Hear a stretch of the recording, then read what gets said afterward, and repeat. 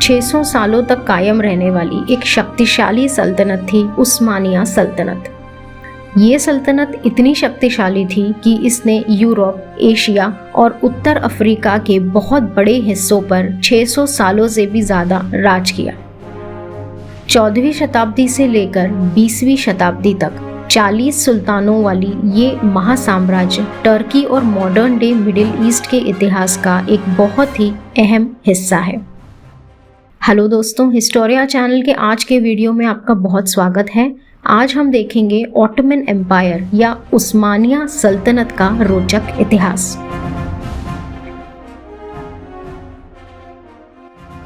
अपने शूरवीर सिपाहियों, फुर्तीले घुड़सवारों, सटीक निशानेबाज और शक्तिशाली नेतृत्व के चलते ऑटोमन एम्पायर ने एशिया और यूरोप के समुद्री रास्तों पर ऐसी पकड़ बना ली थी कि कोई भी जहाज एशिया और यूरोप के बीच में इनके बिना जाने व्यापार नहीं कर सकता था।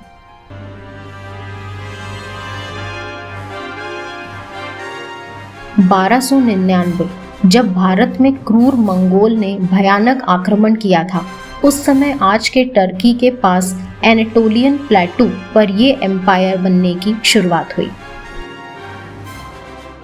13वीं शताब्दी में एनाटोलियन प्लेटू के एक इलाके सौगत में एक मुस्लिम तुर्की चरवाहों का समूह रहता था। इन तुर्की ट्राइब्स पर पश्चिम से बाइजेंटीन एम्पायर, जो कि ईसाई मान्यता का एक समूह था, और एक तरफ से मंगोल हमेशा आक्रमण करते रहते थे। तभी सौगत के उस्मान एक, जो कि काफी अच्छे नेता थे, उन्होंने शिकारियों और घुड़सवारों का एक समूह बनाया। ये लोग कबीले का बचाव किया करते थे। यहीं आगे जाकर ऑटोमन एम्पायर बने। उस्मान एक को इस साम्राज्य का संस्थापक या फाउंडर कहा जाता है। ऐसा माना जाता है कि उस्मान एक को एक सपना आया था, जिसमें उन्होंने देखा कि उनके शरीर से एक बहुत बड़ा पेड़ निकल रहा है और उसकी कई सारी शाखाएं हैं। एक सूफी संत से पूछने पर उन्होंने बताया कि उस्मान एक आगे जाकर एक बहुत बड़े साम्राज्य के संस्थापक बनेंगे। 1302 में एक बहुत तेज तूफान के कारण बाइजेंटीन एम्पायर की रक्षा दीवार, जो कि उस्मान एक के इलाके के पास थी, वो गिर गई। उसके बाद उस्मान एक ने बाइजेंटीन एम्पायर के इस इलाके को अपने कब्जे में ले लिया। बाइजेंटीन एम्पायर वैसे तो बहुत ही पुराना और शक्तिशाली साम्राज्य था, पर उस समय पर वह सिकुड़ने के चरम में था।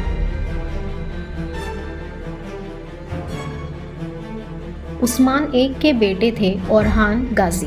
उन्होंने बुरसा को अपने कब्जे में लिया और उसे अपना कैपिटल बनाया। बुरसा में रहने वाले लोगों से उन्होंने खेती करना और सुंदर स्मारक बनाना सीखा। ओरहान के समय साम्राज्य का बहुत विस्तार हुआ, इसीलिए ओरहान गाजी को ऑटोमन एम्पायर का असली संस्थापक भी माना जाता है। ये चरण उस्मानिया सल्तनत के पश्चिम के विस्तार का था, यानी कि वेस्टवर्ड एक्सपेंशन। शुरुआती के ऑटोमन सुल्तानों की खास बात ये थी कि वे कभी भी जाति या धर्म के नाम पर किसी को परखते नहीं थे।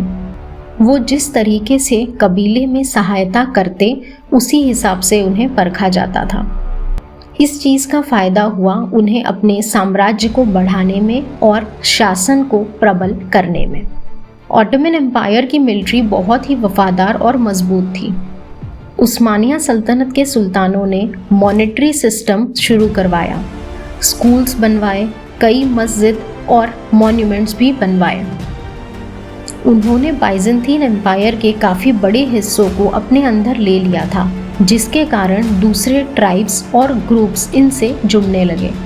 इस तरह से ऑटोमन एम्पायर की गिनती बढ़ने लगी। इस समय तक बचे हुए बाइजेंटीन एम्पायर के राजाओं के बीच में झगड़े होने लगे। इसी कारण वे कमज़ोर हो गए और एक सिविल वॉर की नौबत आ गई। बाइजेंटीन एम्पायर के एम्परर ने ओरहान गाजी, जो कि उनके पुराने दुश्मन थे, उससे मदद मांगी। उन्होंने बदले में अपनी बेटी की शादी ओरहान गाजी के साथ करवाई शादी के बाद ओरहान गाजी ने कैटेकेजियन को अपनी सेना से बहुत मदद करी और इसीलिए वो बाइजेंटीन एम्पायर की गद्दी पर बैठे रहे। अब ऑटोमन एम्पायर धीरे धीरे यूरोप के अंदर घुसने लगे। 16 साल तक ओरहान गाजी ने बहुत सारे इलाके को अपने अंदर ले लिया। 3 पीढ़ियों में ऑटोमन एम्पायर एक छोटे से कबीले से लाखों लोगों का एक शक्तिशाली साम्राज्य बन गया था।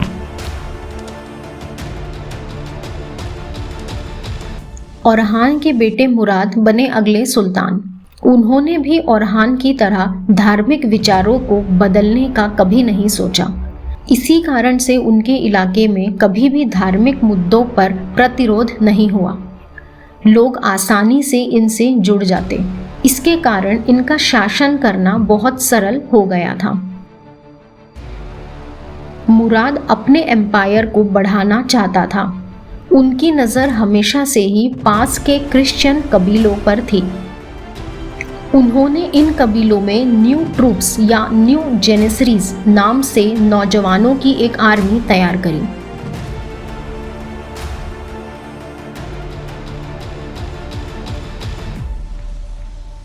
कई बार उन्होंने कबीले के बच्चों को जबरदस्ती आर्मी में शामिल करवाया। जेनेसरीज की ट्रेनिंग बहुत ही कठिन होती थी। कई बार जेनेसरीज को पैलेस स्कूल्स में भेजा जाता था, जहां पर उन्हें इस्लामिक, पर्शियन और टर्किश भाषाएं सिखाई जाती थीं। सबकी कलाओं को परख कर उसे निखारा जाता था। इस तरह से ये जेनेसरीज की आर्मी बहुत ही स्ट्रॉन्ग आर्मी बनी। इस समूह के साथ ऑटोमन एम्पायर ने बहुत सारी लड़ाइयाँ जीती। उस्मानिया सल्तनत के फैमिली ट्री में मुराद के बाद आए बायजीद। उसके बाद मेन रूलर आए मुराद II। इन्होंने अपने बेटे को 2 बार सुल्तान बनाया। एक बार जब ये 14 साल के थे, पर उस समय मुराद II के पुराने दुश्मनों ने फिर से हमला कर दिया, जिसके कारण मुराद II को फिर से कंट्रोल लेना पड़ा। समय के साथ सुल्तान मुराद II कमज़ोर पड़ने लगे और उनके बेटे महमद को उन्होंने फिर से सुल्तान बनाया, पर लोग उन्हें इस बार सुल्तान नहीं मानने लगे। कई लोग उनके पिता को ही अभी तक लीडर मानते थे। इस तरह से इस समय पर उस्मानिया सल्तनत में एक अशांति का माहौल बन गया था। महमद का सपना पूरे कॉन्स्टेंटिनोपल पर कब्जा करने का था। उसने बहुत पढ़ाई करी दुनिया के सारे आर्मीज की। उस्मानिया सल्तनत के सुल्तानों की एक बहुत ही पुरानी तरकीब थी, जिसमें वे एक बड़ा सा महल बना लेते थे जिस इलाके को उन्हें जीतना होता था उसके पास। 1452 में ऐसा ही कॉन्स्टेंटिनोपल के साथ भी हुआ। इसे कहा जाता है द फॉल ऑफ कॉन्स्टेंटिनोपल। ऐसा ही एक किला बनाया गया था कॉन्स्टेंटिनोपल से 6 मील की दूरी पर। ये बिल्कुल कॉन्स्टेंटिनोपल के ट्रेड रूट के पास था, मेडिटेरियन सी और ब्लैक सी के पास। ये किला और ऐसा ही एक और किला जो कि पुराने ऑटोमन सुल्तान ने बनवाया था, मिलकर कॉन्स्टेंटिनोपल के पूरे सप्लाई को बंद कर देता था।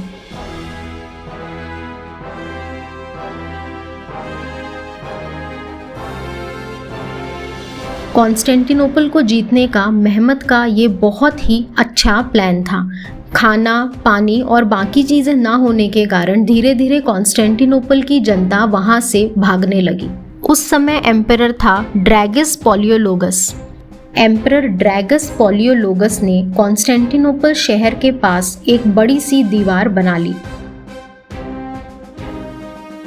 ये दीवार करीब 40 फुट की थी और अपने समय की सबसे ताकतवर दीवार थी। ये दीवार उन्होंने इसीलिए बनाई ताकि दुश्मन अंदर ना आ सके।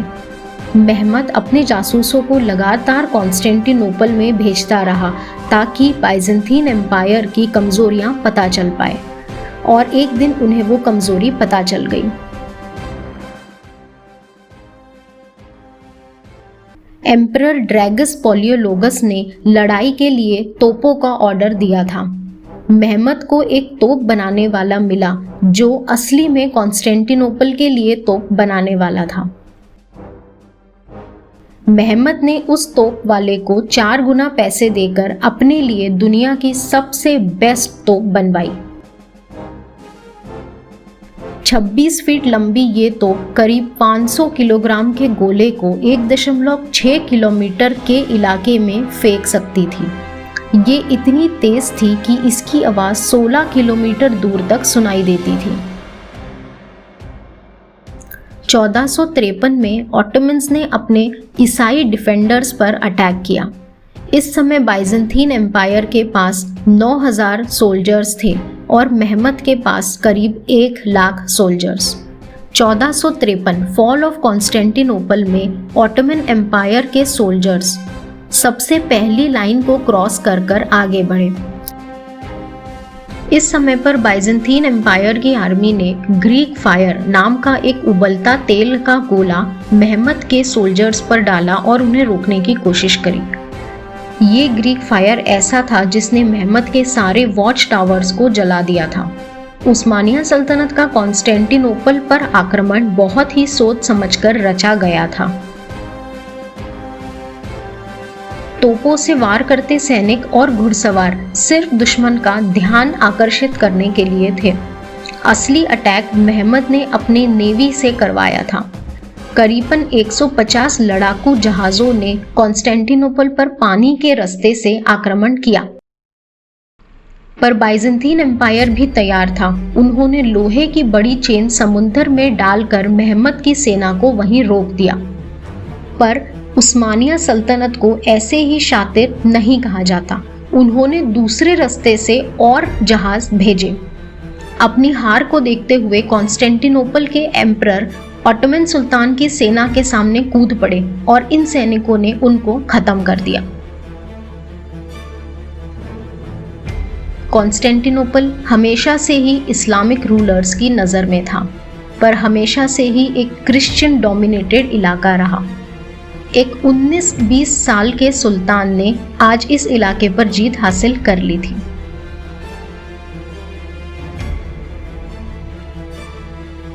उस समय पर पिलिजिंग एक प्रथा होती थी, जिसके तहत जीती हुई सेना के सैनिक हारे हुए शहर से मनचाही चीजें, औरतें और बच्चों को ले जा सकते थे अपने साथ। पर महमद II बिल्कुल भी ऐसा नहीं चाहते थे। वो कॉन्स्टेंटिनोपल को अपने हिसाब से बनाना चाहते थे। उनके लिए कॉन्स्टेंटिनोपल बहुत प्रिय था। उन्होंने इसे इस्तांबुल का नाम दिया। यहाँ पर कई मस्जिदें भी बनवाई। कॉन्स्टेंटिनोपल को जीतने के बाद महमद का नाम वर्ल्ड हिस्ट्री में एक मिसाल के रूप में बन गया। किसी ने भी नहीं सोचा था कि 2000 साल पुराना एक इतना शक्तिशाली साम्राज्य इस तरह हार जाएगा। इस जीत के बाद महमद को महमद द कॉन्करर का टाइटल दिया गया। उस्मानिया सल्तनत का सबसे तेज और दूरदृष्टि वाला सुल्तान था महमद। उन्होंने सिर्फ कॉन्स्टेंटिनोपल का नाम ही नहीं बदला, बल्कि उन्होंने इस शहर को एक पूरी तरह हाईटेक सिटी बनाने का विचार किया।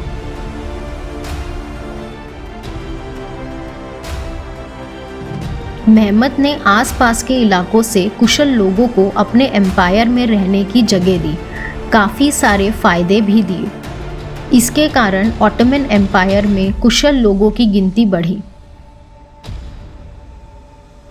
महमद ने इस्तांबुल के बहुत ही लोकप्रिय तोकपाई पैलेस का काम 1459 में शुरू करवाया। ये 173 एकड़ में फैला हुआ एक पैलेस है, जो कि किसी शहर से कम नहीं।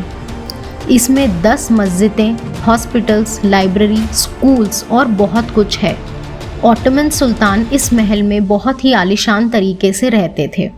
उनके खाने की ब्रेड उनके पहले कैपिटल बुरसा से आती थी। ऐसा कहा जाता है कि उनकी ब्रेड का आटा साफ करने के लिए 200 से 300 अलग अलग जेनेसरीज को रखा हुआ था।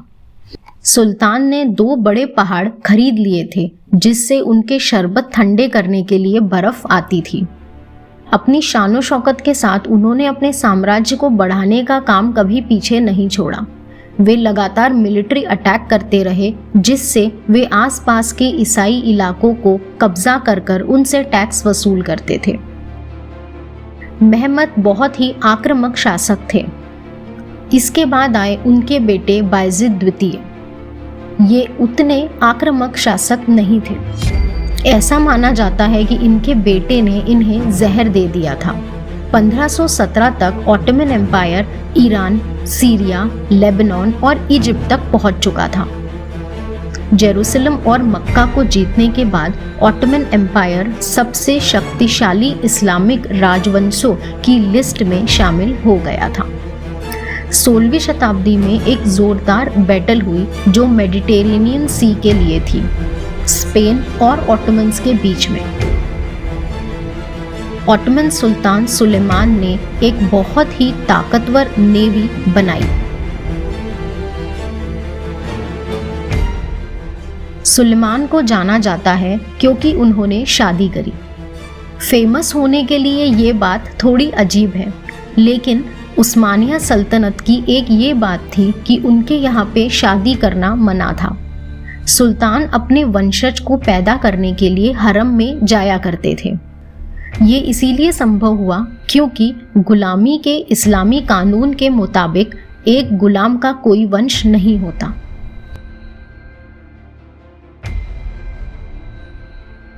ऑटोमन एम्पायर 16वीं शताब्दी के आखिरी तक अपनी कुशल सैन्य रणनीति को खो चुका था। सुल्तान लड़ाई पर नहीं जाते थे, आर्मी कमज़ोर पड़ रही थी और धीरे धीरे ऐसे ही ऑटोमन एम्पायर डिक्लाइन होने लगा।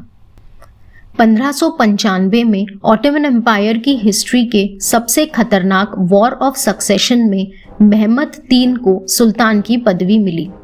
मेहमत III या तृतीय ने 19 नौजवान राजकुमारों को खत्म करके सुल्तान की ये पदवी हासिल करी। इस समय ऑटोमन एम्पायर में काफ़ी कम उम्र के सुल्तान बन रहे थे। उसके साथ ही उत्तराधिकार का युद्ध यानी कि वॉर ऑफ सक्सेशन, प्रभुत्व, डोमिनेंस और अहंकार, एरोगेंस, इसके कारण सुल्तानों की तालीम सही से नहीं हो पा रही थी। बढ़ते समय के साथ इनोवेटिव वॉर मशीन्स आने लगे, पर ऑटोमन एम्पायर इन सब चीज़ों में पीछे रह गया। 1774 में रशिया और 1798 में नेपोलियन का इजिप्ट पर अटैक हुआ। जेनिसरीज सुल्तान के विपरीत खड़े हो गए। वे और पैसे मांगने लगे। मिलिट्री कैंपेन्स पर जाना उन्होंने बंद कर दिया। ये सारे जेनिसरीज नियमों के खिलाफ जाकर काम करने लगे। 1826 में सुल्तान आए। उन्होंने अपनी एक अलग ही खुफिया और बेहद ही वफादार आर्मी बनाई जिन्होंने जेनिसरीज के अगेंस्ट अटैक किया। उस्मानिया सल्तनत के लिए लड़ने वाली ये जेनिसरीज की सेना हिस्ट्री में सबसे ज़्यादा ताकतवर सेनाओं की लिस्ट में आती है। जैसे जैसे समय गुजरता गया, ऑटोमन एम्पायर की आर्मी, उनके द्वारा बनाया गया एडमिनिस्ट्रेटिव सिस्टम, उनके schools, monetary system, complexes, legal system, सब कुछ फेल होने लगा। ब्राइबरी, करप्शन और नेपोटिज्म के कारण ऑटोमन एम्पायर, उस्मानिया सल्तनत खोखली पड़ने लगी। धीरे धीरे यूरोपियंस ने नए ट्रेड रूट निकालना शुरू कर दिया। एशियन सिल्क और स्पाइस ट्रेड के लिए ऑटोमन्स को रेवेन्यू नहीं मिलने लगा। ऑटोमन एम्पायर को एक समय बहुत ही शानदार या ग्लोरियस एम्पायर माना जाता था, पर आज उसे सिक मैन ऑफ यूरोप कहा जाता है। 1876 में ऑटोमन एम्पायर, उस्मानिया सल्तनत को बैंकरप्ट डिक्लेयर कर दिया गया। वर्ल्ड वॉर 1 के दौरान 1915 में टूटे हुए ऑटोमन एम्पायर को संभालने के लिए एक नेशनलिस्ट ग्रुप सामने आया, यंग टर्क्स। उन्होंने सारे टर्किश स्पीकिंग लोगों को एक साथ लाने की कोशिश करी। इस आंदोलन को कहा गया यंग टर्किश मूवमेंट। इसमें कुछ क्रिश्चियन आर्मेनियन लोग भी थे जो उस इलाके में करीब 3000 सालों से बसे हुए थे। इनकी जनसंख्या करीब 25 लाख थी। यंग टर्क मूवमेंट के दौरान लाखों अर्मेनियंस को एनाटोलियन प्लेटू से हटाकर सीरिया और मेसोपोटामिया भेज दिया गया। इसमें बहुत सारे लोगों की जान गई। इसको अर्मेनियन जीनोसाइड भी कहा जाता है। ऑटोमन एम्पायर में बहुत सारे काबिल लीडर्स रहे। सबसे आखिरी और सबसे फेमस रहे मुस्तफ़ा कमाल। 1915 में ब्रिटिशर्स ने एम्पायर पर हमला किया। एक गोली मुस्तफ़ा कमाल को लगी, पर उनके पॉकेट में रखी घड़ी से वो गोली टकराई और उनकी जान बच गई। इसीलिए उन्हें एक इमॉर्टल सुल्तान का नाम दिया गया। 7 फरवरी 1915 से 9 जनवरी 1916 द गैलीपोली कैंपेन, जिसमें ब्रिटिश, फ्रांस और रशिया ने ऑटोमन एम्पायर पर हमला किया था। वर्ल्ड वॉर 1 में ऑटोमन्स ने जर्मनी को चुना। जर्मनी के हारने के बाद ऑटोमन एम्पायर का हिस्सा फ्रांस, इटली और ग्रीस को मिला। ऑटोमन एम्पायर का पार्टीशन 1920 में शुरू हुआ, जिसकी ट्रीटी सुल्तान महमद 6 ने साइन करी थी, और इसी एक सिग्नेचर के बाद आज के मॉडर्न डे मिडिल ईस्ट का नक्शा तैयार हुआ। इन सब के बीच में मुस्तफ़ा कमाल, जिन्होंने Turkish nationalist movement young Turks start करवाया था, वे एक गॉडफादर की तरह निकल कर आए। उन्होंने उनके होमलैंड एनाटोलियन प्लेटू के काफ़ी हिस्से वापस टर्की में जोड़े और ऑटोमन एम्पायर के आखिरी सुल्तान महमद 6 के शासन को ख़त्म किया। टर्की अब भी मुस्तफ़ा कमाल को एक हीरो मानता है। आज के मिडिल ईस्ट का तैयार होना और ऑटोमन एम्पायर का खात्मा एक बहुत ही रिमार्केबल इवेंट था हिस्ट्री में। मुस्तफ़ा कमाल को अक्टूबर 1923 में रिपब्लिक टर्की के पहले राष्ट्रपति के रूप में चुना गया। वॉर के बाद टर्की की हालत बहुत ही बुरी हो गई थी। कमाल ने टर्की को वेस्टर्नाइज करने के लिए काफ़ी इनिशिएटिव लिए। उन्होंने एक साल में लिटरेसी रेट, साक्षरता के दर को 500% तक बढ़ाया। फादर ऑफ टर्क्स मुस्तफ़ा कमाल बहुत ही पावरफुल पर्सनालिटी थे।